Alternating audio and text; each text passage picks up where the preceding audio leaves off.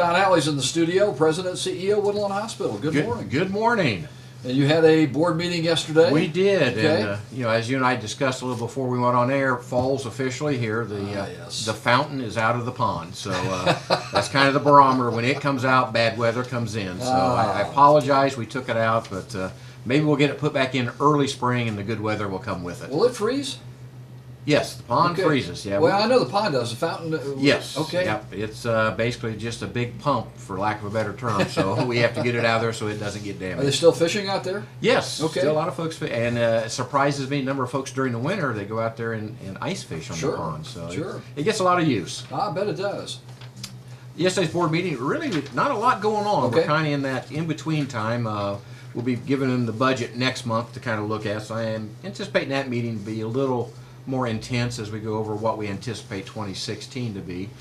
We did have Rick Dennis come in. He's our Director of Cardiopulmonary Services, and we need to replace our EEG machine. We bought a new one about a year ago, and unfortunately it has not met our expectations, and we've had more downtime with it than we've had uptime. So the company is coming in tomorrow, going to take that back, so we had to look to replace it with another one. So looks like it's going to be about a 30-day lag time from the point this one leaves till we get a new one in. That shouldn't affect any patient care, because that's usually a machine that's nothing that has to do with an emergent care. It's an elective process. We're hoping they can get the new one into us prior to that 30 days, but the board did approve that and said, it's something we have to do. And when we look at the volumes, we predicted to do about 40, 50 tests through this time, and we're up to about 80 already. So we're almost twice as much as we thought we would do. So it is a worthwhile service. When we look at the return on investment on this project, it's got about a 27 month. So that's fairly good return. Kind of my barometer is if I can get something to pay for itself in less than 36 months, it's usually a project that we ought to go ahead and go forward with. Because once you get past that, then the equipment's paid for, and we actually see some really good return on that investment. The other presentation was done by Mike Perdue, who's director of our maintenance department, and last time we did anything with our parking lot was probably about 25 years ago. So we're noticing now we've got a lot of asphalt that's damaged, and so we've had a couple companies come in, put bids on it. So we're going to do some minor repair work this year. It's really too late to do a major renovation of the asphalt. We've identified those areas where we really got to get something done right away. So do some minor repair yet this year, but come next spring, probably do a repaving of about 90% of the asphalt out there. So as we get closer to that, I'll kind of let folks know what's going on, because it is going to change some of our flow through the facility.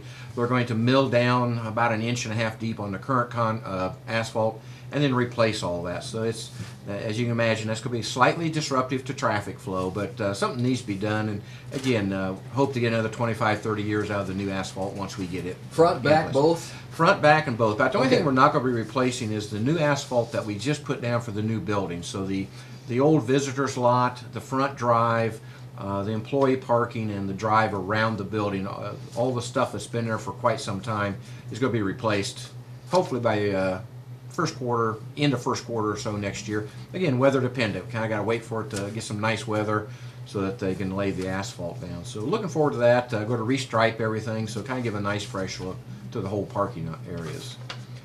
Finally, then we got into kind of the financial report for the month. September, we had about $10 million in gross revenue, wrote off about $6 million, so we're staying right about that same 60% what we're writing off. So it gave us a working revenue of $4.2 million. Operating expenses was $4.3, so had about a $46,000 loss for the month. Much better than what we anticipated. Early on in the month, the patient census was really down from an inpatient, but our outpatient business has really picked up. And I was at a conference a couple of weeks ago, and that's kind of a trend now they're starting to see, not only in Indiana but across the country. And we're seeing a few hospitals starting to decertify all inpatient beds. They're going to a complete outpatient facility. There is one hospital in southern Indiana that has done that, but they're really close to 3 other major inpatient facilities. So they said, we don't need inpatient beds. So what they do, if you come in, they'll stabilize you and then transfer you to one of those facilities. A lot of hospitals are saying, okay, I've got 50, 60 beds now. They're maybe cutting down to 15 or 20 just because we're not seeing that inpatient business like we used to. And that's a product of the technology. You don't need to be an inpatient anymore. So, we're watching that and making sure that we're keeping ahead of that curve. And do we have the infrastructure in place to handle that increase in our outpatient business and make sure we've got the diagnostic tools we need for patients to come in to be able to treat them? John, probably a question you can't answer quite yet, but I know down the line somewhere you're talking about renovating patient rooms at Woodlawn Hospital. Would you renovate all of them, or do you know yet? And would you cut down a little bit at that time? We discussed that yesterday, because at one point, yes, we were going to renovate all of our inpatient rooms, but now as we're seeing this decrease in our inpatient business in the past 2 to 3 weeks, it's really been low. At one point, we had 3 patients in hospital. So I'm make that presentation to the board. Today I've got 20 people in the hospital. So, it fluctuates quite a bit. But I think we really have to look at that and spend our money wisely and maybe not renovate all 25 rooms. Maybe we want to do 12 to 15 of them. Keep those others kind of in reserve, but kind of take them out of service, because if we're only going to see on average 8 to 12 patients, then that's what we need to make sure that we're going to address that and not overspend. So that's that crystal ball. It's hard to look at that and say, what do we need to do and where's this going to go? So we've kind of maybe delayed a little bit of that. I want to see what this trend is going to do. If it's going to continue and see a decrease in that inpatient volume, we got to rethink what we want to do and take that square footage, maybe not as an inpatient facility, but now what outpatient services can we use in that square footage so that we utilize the building. So it's one of those, boy, I sure wish I had the crystal ball and I could look what things are going to be 5 years from now. Unfortunately, we can't do that, so it's just kind of watch the trending locally, what's happening, and nationally, because healthcare is kind of what happens here happens everywhere. It changes rapidly. And it changes rapidly. It seems like whatever we're working on today, by this afternoon, it's changed. And so we got to be able to make sure that we're ready for those changes. And that's, I think, what we're blessed with here is I've got a lot of really smart people in different areas that feed. We meet on a regular basis. What's happening? What are you hearing through your trade organizations or your professional organizations? What's happening in the East Coast, West Coast, and around the nation?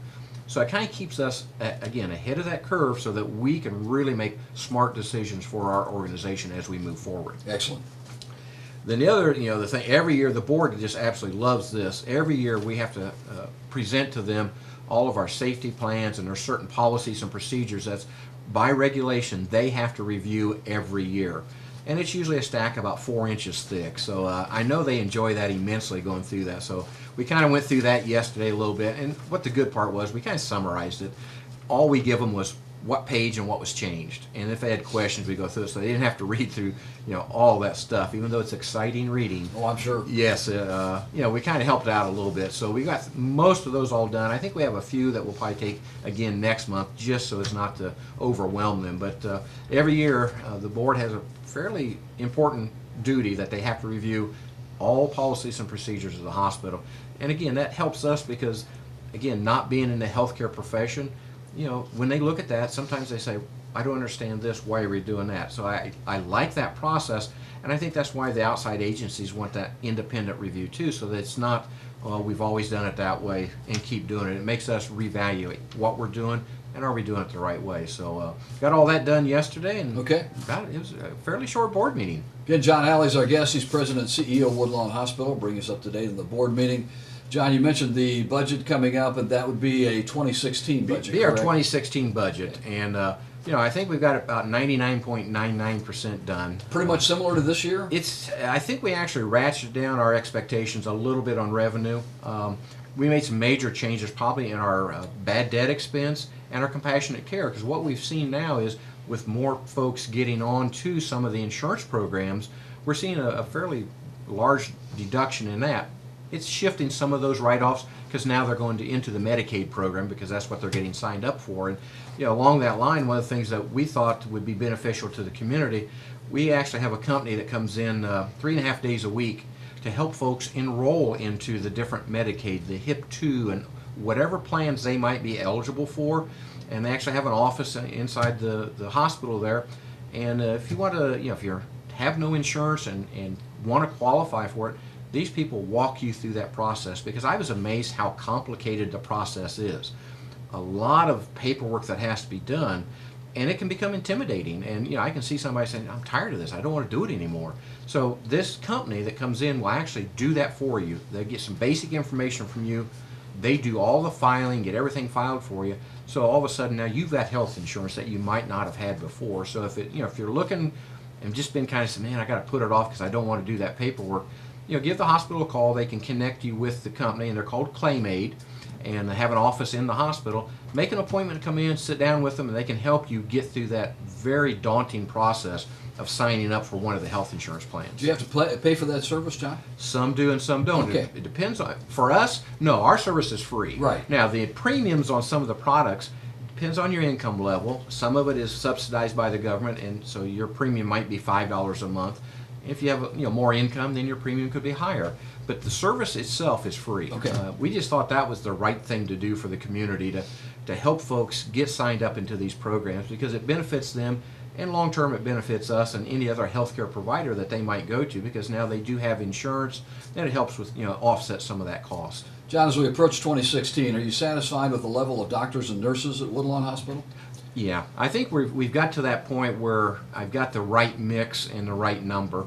I did get a inquiry from the Indiana State Board of Health, and they're willing to come up, and they what's called health service areas, where they Okay. look at the population and say, based on your population, do you have the right mix of physicians?